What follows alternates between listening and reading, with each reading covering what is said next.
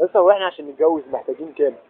بص يا سيدي، مبدئيا كده 500,000 شقة، 150 عفش، 150,000 عفش، تمام.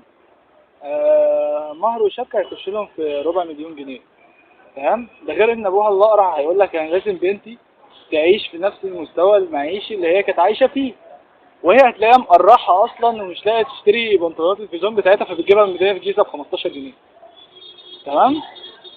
طب انت يا ابني القرعه، تمام، اصلا متجوز امها بشبكه ومهر ما عدوش ال 5 جنيه، وجايب لها الشقه اللي هي عايشه فيها دي ب 5000 جنيه. بتتكلم عشان ايه؟ ويقول لك لازم تبقى شغال، وامها تقول لك لازم تبقى شغال شغلانه كويسه بتقبض 8000 جنيه في الشهر. هي مش بنت خالتها مش احسن منها، بنت خالتها متجوزه طياره، هتلاقي بنت خالتها دي اصلا متجوزه موظف في الصرف الصحي.